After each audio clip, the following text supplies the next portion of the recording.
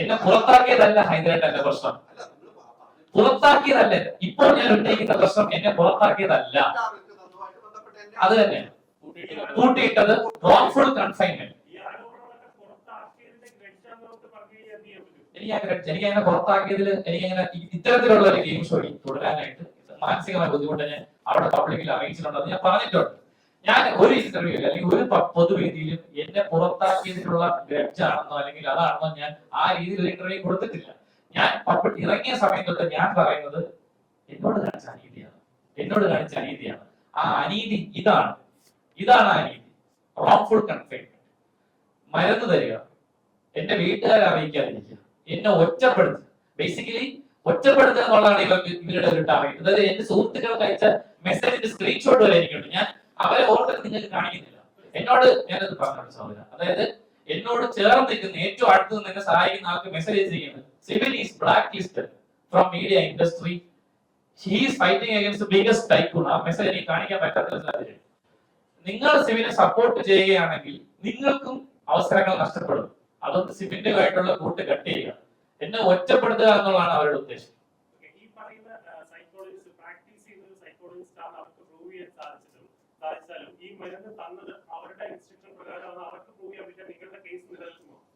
അത് നിയമപരമായിട്ടുള്ള കാര്യമാണ്. കാര്യം വീഡിയോ കോളിലൂടെ ഒരു കൺസൾട്ടേഷനിലൂടെ കൊടുക്കേണ്ട ഒരു മരുന്നല്ല ഇതെന്ന് ഞാൻ മനസ്സിലാക്കുന്നു. സ്കിസോഫ്രീനിയ എന്ന് പറഞ്ഞ അസുഖം 6 മാസം റോഷാക് ടെസ്റ്റ് അല്ലെങ്കിൽ ink test, blue ink test, അങ്ങനെ ടെസ്റ്റിന്റെ പേരാണ്. അങ്ങനെ കുറച്ചധികം ടെസ്റ്റുകൾ നടത്തിയാൽ മാത്രമേ ഈ അസുഖം നിർണ്ണയിക്കാൻ പറ്റുള്ളൂ. അങ്ങനെ ഒന്നും ചെയ്തിട്ടില്ല. തീർച്ചയായും അത് തന്നെയാണ് ഞങ്ങൾ പരാതിയിൽ ഉന്നയിച്ചിരിക്കുന്നത്.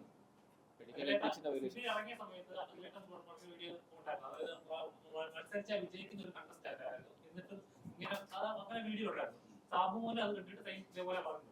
പക്ഷെ പിന്നീടുള്ള ഒരു എപ്പിസോഡില് ആ പുള്ളിക്കാരനെ ഗസ്റ്റ് ആയിട്ട് വിളിച്ചിട്ട് തട്ടുകട അതിൽ വിളിച്ചിട്ട് വേണമെന്ന് വെച്ചിട്ട് ആ തവണ അതിനകത്ത് കേൾക്കാറുണ്ടല്ലോ. അങ്ങനെ എന്തെങ്കിലും ഓഫറുകളോ ഇനി ഇങ്ങനെ ഇദ്ദേഹത്തെ സപ്പോർട്ട് ചെയ്യാൻ എന്തെങ്കിലും ഓഫറുകൾ വന്നായിരുന്നു. നാണം കിട്ടും പണം നേടുന്നത്, നാണം കേടാ പണം മാറ്റം, ദീപസമമാച്ചതും എനിക്ക് കിട്ടണം പണം. അപ്പൊ അങ്ങനെയുള്ള ആൾക്കാർക്ക് നിലപാടുകളിൽ ചേഞ്ച് വരുത്താം. എന്നോട് സംസാരിച്ചതും സിബിനോട് സംസാരിച്ചതും എന്താണെന്ന് ഞങ്ങൾക്ക് രണ്ടുപേരും അറിയാം. അപ്പൊ അതിൽ നിന്ന് മാറി അവസരങ്ങൾ കിട്ടുമ്പോൾ പോകുന്ന ഒരാളുടെ അഭിപ്രായത്തോടൊന്നും എനിക്ക് അപ്പോഴും യോജിപ്പൊന്നുമില്ല. പിന്നെ സിബിന്റെ വിഷയത്തിൽ ഞാൻ ആദ്യമേ പറഞ്ഞു, സിബിൻ ജയിക്കേണ്ട അവസരം ഞാനല്ലല്ലോ പ്രേക്ഷകരെ പറഞ്ഞത്. നീ ഒരു വൈൽഡ് കാർഡായിട്ട് കയറിപ്പോയതിനു ശേഷം ബിഗ് ബോസ് ഹിസ്റ്ററി തന്നെ ഏറ്റവും കൂടുതൽ വോട്ട് തന്നെ മുന്നിൽ വന്നൊരു മത്സരമാണ്. അയാള് വിജയിക്കുമെന്നുള്ളത് പ്രേക്ഷകർ തീരുമാനിച്ചത്. ആ ഘട്ടത്തിൽ പുറത്താക്കാൻ തീരുമാനിക്കുന്നു. പുറത്താക്കിക്കൂടനെ ഒരു പ്രശ്നമുള്ള കാര്യമില്ല. ഒരു മത്സരാർത്ഥി അതൊരു ഷോയിൽ നിന്ന് പുറത്താക്കണമെങ്കിൽ പുറത്താക്കാം. പക്ഷെ അതൊരു ജീവിതം നശിപ്പിച്ചുകൊണ്ടാകും. നാളെ ഈ സിബിൻ ഇറങ്ങി ഇപ്പൊ നിവൃത്തം സിബിൻ സംസാരിക്കുന്ന സമയത്ത് ഇപ്പോഴൊരു പക്ഷെ മേ ബി വന്നേക്കാം, നിനക്ക് തലക്കൊടില്ലാത്തോണ്ടല്ലേ എന്ന് പറഞ്ഞേക്കാം. അതായത് ഒരു ചെറുപ്പക്കാരന് നമ്മൾ കേരളത്തിൽ 3 കോടി ജനതയെങ്കിലും ഒരാളെ നശിപ്പിച്ചാലും സംസാരിക്കണ്ടേ? അത് നാളെ എത്ര പേരായി മാറിയേക്കാം. നാളെ ഇപ്പൊ നിങ്ങളുടെ ആരെങ്കിലും ഒരൊക്കെയാണ് ഇതുപോലത്തെ ഷോയിലേക്ക് പോകില്ലേ? അപ്പം ഇത് നിങ്ങൾക്ക് സംഭവിച്ചുകൂടെ? അതുകൊണ്ടാണ് ഞാനൊക്കെ പ്രതികരിച്ചത്. അതുകൊണ്ടാണ് സിബിൻ ഇത് പറഞ്ഞത് കേട്ടപ്പോൾ എനിക്കിത് അഡ്രസ് ചെയ്യേണ്ട ഒരു വിഷയമാണ്. അതോടൊപ്പം ഞാൻ കൂട്ടത്തിൽ മറ്റുള്ള ചില പെൺകുട്ടികളോട് കാണിക്കുന്ന കാര്യങ്ങളും കൂടി പറഞ്ഞപ്പോഴത്തേക്ക് പിന്നീട് ചർച്ച മൊത്തം അതിലേക്ക് പോയി. അല്ല, അത് അവരുടെ കുഴപ്പമാണ്. ഇപ്പൊ എത്രയോ പെരുപ്പിക്ക് അടുത്ത സമയത്ത് മാളവിക എന്ന് പറയുന്ന ഒരു പെൺകുട്ടി, ഒരു നടി, അവര് വന്നിട്ട് അവർക്ക് ഒരു സിനിമാ സെറ്റിൽ ഒരു സംവിധാനം കൊണ്ട് അനുഭവപ്പെടുന്നു. കേസ് കൊടുക്കുന്നില്ല. കേസ് കൊടുക്കാൻ നമുക്ക് എന്ത് ചെയ്യാൻ പറ്റും? ഇപ്പൊ സിബിൻ എന്നോട് ഹൈദരാബാദ് ചോദിച്ചു, സിബിൻ കേസ് കൊടുത്തില്ല, അഖിൽമാരായിരുന്നു സംസാരിക്കുന്നത്. കേസ് കൊടുത്തു. അത് അവന്റെ ചങ്കുറപ്പ്, അവന്റെ വിൽ പവർ. അത് ഇതിന്റെ പിന്നാലെ പോയി മേടിച്ചിട്ട് എത്ര പേര് പോകും? ചിലര് വിചാരിക്കും പോട്ടെ, ഇപ്പൊ സിബിന് വേണമെങ്കിൽ ചിന്തിക്കാം, കഴിഞ്ഞ നാളെ സമയത്ത് കിട്ടുന്ന അവസരങ്ങൾക്ക് വേണ്ടിയിട്ട് മിണ്ടാതിരിക്കാം. അങ്ങനെ ചെയ്യാതെ പോയത് നീതിക്ക് വേണ്ടിയിട്ടാണ്, കാശിന് വേണ്ടിയിട്ടല്ല. അത് മനസ്സിലാക്കണം. അതുകൊണ്ടാണ് ഞാനും കൂടി പഠിച്ചിരുന്നത്. ഞാൻ ഈ ബ്ലോക്കിന്റെ ഇടയിൽ കോട്ടയത്ത് പോയത് ഞാൻ ഇത്രയും വന്നത്.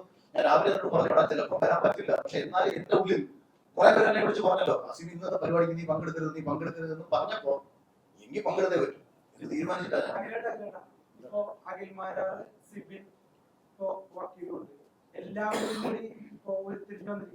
എല്ലാവരും കൂടി നമ്മളെല്ലാവരും കൂടി തിരിഞ്ഞു ഈ പ്രശ്നത്തിന് മുഖ്യ എതിരാളി എന്റെ മോർഷൈനാണോ ഏഷ്യാനെറ്റാണോ അല്ലെങ്കിൽ വ്യക്തികളാണോ? കമ്പനിയല്ല, കമ്പനിയെ നമ്മളെങ്ങനെ പറയാൻ പറ്റും? വ്യക്തികളാണ്. ഈ ഷോ അല്ല കുഴപ്പം. ഇപ്പൊ ബിഗ് ബോസ് എന്ന സീസണിലൂടെ നിങ്ങളെ പരിചയപ്പെടുത്തിയ ആളാണ് ഞാൻ എന്റെ ഷോ നന്നാവാൻ എല്ലാ കാലവും ആഗ്രഹിക്കുന്ന ഒരാളാണ് ഞാൻ. നിങ്ങൾ മാധ്യമ മേഖലയിൽ പ്രവർത്തിക്കുന്നു. നിങ്ങൾ മാധ്യമ പ്രവർത്തകരെന്ന് പറയുമ്പോഴത്തേക്ക് നിങ്ങൾ വർക്ക് ചെയ്യുന്ന ഒരു സ്ഥാപനത്തിനെ പറ്റിയിട്ട് വളരെ മോശം അഭിപ്രായം ഒരു പർട്ടിക്കുലർ വ്യക്തി ഉണ്ടാക്കിയാൽ നിങ്ങൾക്ക് നാണക്കേടല്ലേ ഇത്? ഒരു സംശയം ചോദിക്കട്ടെ, എന്തുകൊണ്ട് നിങ്ങൾ വ്യക്തികളുടെ പേര് പുറത്ത് പറയുന്നില്ല? ഇപ്പം അഖിലിന്റെ ആരോപണം മരണ ആരോപണമാണെങ്കിലും വ്യക്തികളുടെ പേര്, ഇത് ചെയ്ത ആൾക്കാരുടെ പേര് പറയുന്നില്ല. ഇപ്പൊ ഇതാണെങ്കിലും ആ ചെയ്ത മീൻസ് വോയിസ് മെസ്സേജ് അയച്ച ആളുടെ പേര് പറയുന്നില്ല. അത് ആക്ച്വലി പ്രേക്ഷകരിൽ ഒരു സംശയം ഉണ്ടാക്കുന്നില്ലേ? ഒരു സംശയം വേണ്ട കാര്യം എഫ്ഐആർ വീണ് കഴിഞ്ഞാൽ പ്രിലിമിനറി സ്റ്റേജിലാണ്, ഓൾറെഡി ഇൻവെസ്റ്റിഗേഷൻ സ്റ്റാർട്ട് ചെയ്തിട്ടുണ്ട്. അപ്പം അത് എനിക്ക് പെൺകുട്ടികളുടെ പേര് പറഞ്ഞില്ലെന്ന് അതെല്ലാം ഉടനെ പുറത്തു വരും, എല്ലാ മീഡിയക്ക് മുമ്പിലും വരും. ഫിറോസ് ഒക്കെ നമ്മുടെ മുൻ മത്സരാർത്ഥികൾ ഉൾപ്പെടെ പലരും പറഞ്ഞല്ലോ, അവരോട് പൈസ ചോദിച്ചിട്ടുണ്ടായിരുന്നു, അവരുടെ മീറ്റിംഗ് ആയിട്ടില്ല. ഞാൻ പറഞ്ഞ പണം ഓഫർ ചെയ്ത കാര്യം പറഞ്ഞു, സ്ത്രീകളുടെ വിഷയമാണ് പറയാത്തത്.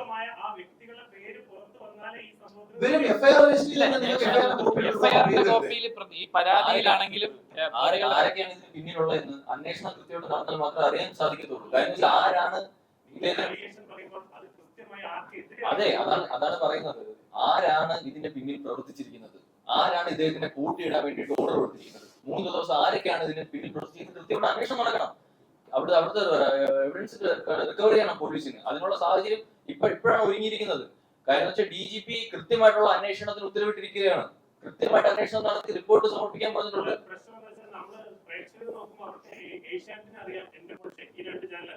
ഈ വ്യക്തികളുടെ ഫോട്ടോ അടക്കം പുറത്തു വന്ന് ഇവരാണ് ഇത് ചെയ്തത് എന്നറിയാൻ പ്രേക്ഷകർക്ക് ഇതിൽ ക്ലാരിറ്റി കിട്ടും. 100% കേസുമായിട്ട് ബന്ധപ്പെട്ട കാര്യങ്ങൾ പ്രിലിമിനറി സ്റ്റേജിലാണ്. ഇൻവെസ്റ്റിഗേഷൻ പ്രോപ്പറായിട്ട് കണ്ടക്ട് ചെയ്ത് അത് കോടതിയിൽ എത്തും. എത്രയും പെട്ടെന്ന് ഈ പറയുന്ന കുറ്റവാളികൾ അതിനകത്ത് ഈ പറയുന്ന ആൾക്കാർ പ്രതിയാക്കപ്പെടും. അതിനകത്ത് എഫ്ഐആർ പുറത്തു വരും. നിങ്ങൾക്കെല്ലാം ആരാണെന്ന് അറിയാൻ സാധിക്കും, ആരൊക്കെയാണ് ഇതിന് പിന്നിൽ പ്രവർത്തിക്കുന്നത് കൃത്യമായിട്ട് പോലീസാണ് കണ്ടെത്തേണ്ടത്. നിങ്ങൾക്ക് നീതി കിട്ടുന്നത് അതെ, എഫ്ഐആർ ഇട്ടിട്ടുണ്ട്. തമിഴ്നാട്ടിലാണ്, ഇത് കേരളമാണ്. എനിക്ക് ഇവിടെ അങ്ങനെ നടക്കൂല, എനിക്കത് 100% ഉറപ്പാണ്. അവിടെ നടക്കുമായിരിക്കും. ഇവിടെ ഇത് ആദ്യത്തെ സംഭവമാണ്. ഇവിടെ ഇത് നടക്കില്ല. ഇവിടെ കുറ്റം ചെയ്തിട്ടുണ്ടെങ്കിൽ അത് ഏത് കൊല കൊമ്പനാണെങ്കിലും ചോദ്യം ചെയ്താൽ നിങ്ങൾ മാധ്യമങ്ങളാണെങ്കിലും ആരാണെങ്കിലും കൂടെ നിൽക്കുന്ന എനിക്ക് 100% ഉറപ്പാണ്.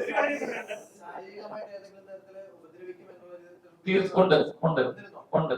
നിങ്ങൾ ഇവരുടെ പേരെല്ലാം പറയാൻ തയ്യാറായിട്ട് അക്കമിട്ട് അവരുടെ ഫോട്ടോ എല്ലാം വെളിപ്പെടുത്തിയിട്ട് ഒരു പ്രസ് മീറ്റ് കൂടെ വിളിക്കണമെന്നാണ് ഞാൻ പറയുന്നത്. തീർച്ചയായിട്ടും അതാ ഞാൻ പറഞ്ഞത്. ഈ എഫ്ഐആർ കൈ കിട്ടി കഴിഞ്ഞാൽ ഇവരൊക്കെ പ്രതികളാണ്, അല്ലെ? അത് കഴിഞ്ഞ് വിളിക്കുന്നതായിരുന്നു നല്ലത് പ്രസ് മീറ്റ്. അല്ല, അത് കഴിഞ്ഞ് വിളിക്കുക എന്ന് പറഞ്ഞു കഴിഞ്ഞാൽ ഈ കാര്യങ്ങൾ കൃത്യസമയത്ത് എല്ലാവരും അറിയിക്കണം എന്ന് എനിക്കുണ്ട്. കൃത്യസമയത്ത് ഓരോ അപ്ഡേറ്റഡ് അറിയണം എന്ന് ജീവൻ തന്നെ ഭീഷണിയുണ്ട്. ചെന്നൈയിൽ ഇയാള് പോയ സമയത്ത് ഇയാളെ ഫോളോ ചെയ്ത ആൾക്കാർ വരുവാണ്. ഞാൻ പറഞ്ഞില്ല അയാളുടെ പേര് അല്ല, ഞാൻ ഈ പറഞ്ഞ അതായത് ഈ കൃത്യമായി തെളിവുള്ള, അതായത് വെച്ചാല് ഈ പറഞ്ഞ ഒരാള് എന്നെ ഫോളോ ചെയ്ത് വന്നു എന്ന് ഞാൻ കൃത്യമായി പറഞ്ഞ് ഐഡന്റിഫൈ ചെയ്ത ആള്, അതായത് അയാൾക്ക് എന്തായാലും മാറ്റാൻ പറയും. അയാള് ഞാൻ ആരാണെന്ന് പറയാം, ജീവ സൽമാൻ എന്നാണ് പേര്. ഇതാണ് അദ്ദേഹത്തിന്റെ ഫോട്ടോ. ഇയാളാണ് എന്നെ പിന്തുടർന്ന് വന്നത്.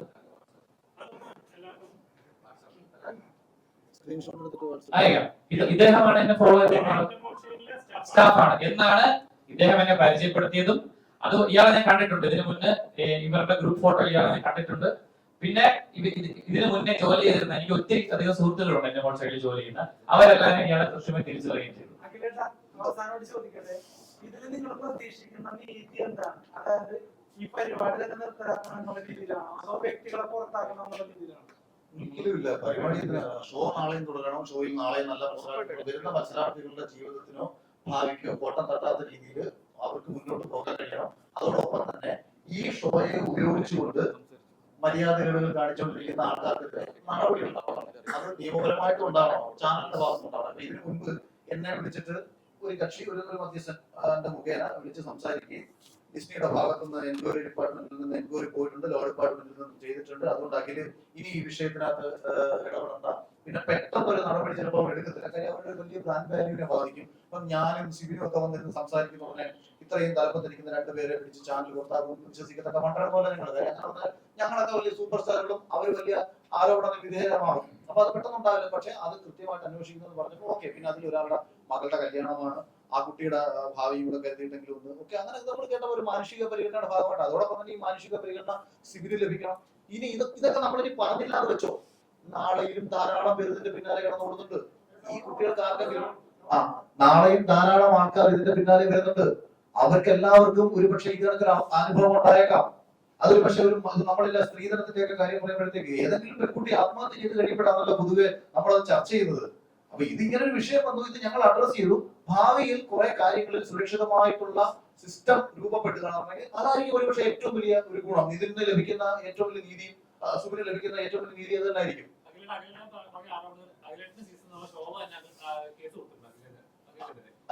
ആരോപണത്തിനല്ല കേസ് കൊടുക്കുന്നത്, എനിക്കെതിരെ കേസൊന്നും അല്ല, സൈബറിൽ എല്ലാവർക്കെതിരെ. പക്ഷെ ഒരാളാണ് പോലും അതിലെ സൗകര്യം അന്നൊരു തിയേറ്റർ വെച്ചിട്ട് ഓഡിയോ കേട്ടിട്ടുണ്ട്. പക്ഷെ അതിനുശേഷം ആരും മുന്നോട്ട് വന്നിട്ടില്ല. ഇത്രയും കാര്യങ്ങൾ നടന്നിട്ട് പോലും ഇങ്ങനെ നടന്നു സിബിൻ വന്ന പോലെ കേസ് കൊടുക്കാം. വേണമെന്ന് വെച്ചാൽ ഇനി കൊടുക്കും എന്നാണ് ഞാൻ വിശ്വസിക്കുന്നത്. കാര്യം ഇതൊരു സ്റ്റാർട്ടിംഗ് ആവണം, ഈ പരാതി ഇതൊരു തുടക്കമാവണം. ഈ തുടക്കത്തിന്റെ പേരിൽ ഇനി ഇത് സംഭവിച്ചിരിക്കുന്ന ഇതൊരു തുടക്കമാവണം. ഇത് കിട്ടാൻ, ഈ ഒരു റെസീറ്റ് കിട്ടാൻ ഞങ്ങൾ എന്തോരം കഷ്ടപ്പെട്ടെന്ന് നിങ്ങൾക്കറിയാമോ? പരാതി കൊടുത്തു, ആ ഒരു റെസീറ്റ് കിട്ടാൻ ഞങ്ങൾ ഒത്തിരി കഷ്ടപ്പെട്ടിട്ടുണ്ട്.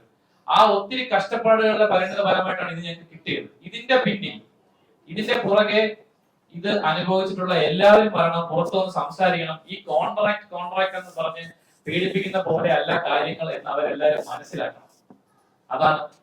അതാണ് ഇതിലൂടെ എനിക്ക് ജനങ്ങളുടെ മുമ്പിലേക്ക് എത്തിക്കാനുള്ളത്. ഇത് എന്റെ മാത്രം പ്രശ്നമല്ല. ഈ ഷോയിലേക്ക് ഇനി പോകാൻ ആഗ്രഹിക്കുന്നവർക്കും ഈ ഷോയിൽ ഇനി പങ്കെടുക്കുന്നവർക്കും സംഭവിക്കാൻ സാധ്യതയുള്ള വിഷയമാണ്. അതുകൊണ്ട് ഇത് വളരെ സീരിയസ് ആയിട്ട് തന്നെ നമ്മൾ അഡ്രസ് ചെയ്യുന്ന ഒരു കാര്യമാണ്.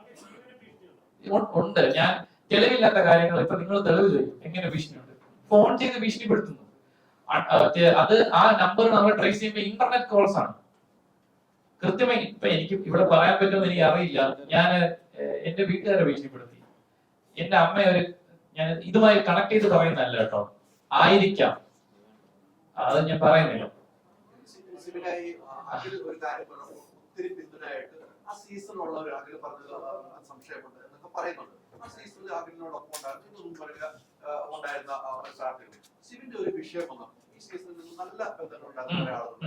നിങ്ങൾ ഒരുമിച്ച് ഭക്ഷണം കഴിക്കാൻ നമുക്ക് ഫോട്ടോ എടുക്കാം, ഇതിനൊക്കെ നമ്മൾ കണ്ടു. ഭക്ഷണം കഴിക്കാൻ പോയിട്ടില്ല. ഓക്കെ, ഇവരൊക്കെ എന്തുകൊണ്ടാണ് സിബിൻ പറയുന്നത് ഒരു സത്യമെന്ന് മുന്നോട്ട് വരാത്ത?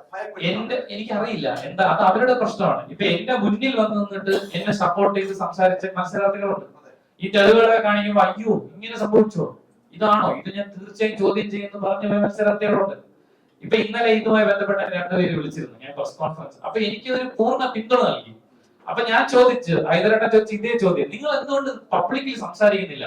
ഞങ്ങൾ സംസാരിക്കാം, ഞങ്ങൾ തുറന്ന് പറയാം എന്ന് അവരെനിക്ക് വാക്ക് തന്നിട്ടുണ്ട്. ഞാനത് പ്രതീക്ഷിക്കുന്നു അവര് സംസാരിക്കുമായിരിക്കും.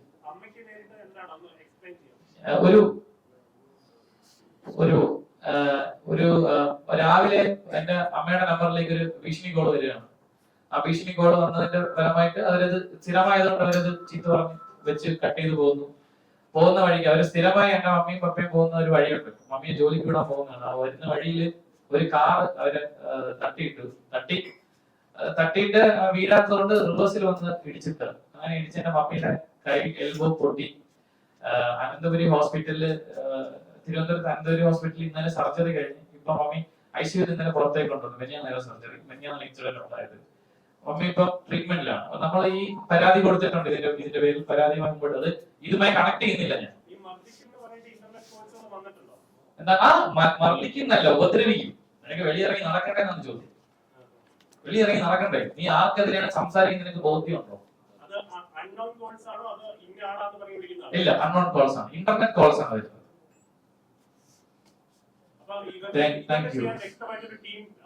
എനിക്കറിയില്ല, ചുമ്മാ ഞാൻ ആ സ്റ്റേഷനിൽ എത്തിയ കാര്യം അവരെങ്ങനെ അറിഞ്ഞു? എന്റെ ചോദ്യം, ഞാൻ നസറപ്പട്ടി സ്റ്റേഷനിൽ എത്തിയത് എങ്ങനെ അറിഞ്ഞു?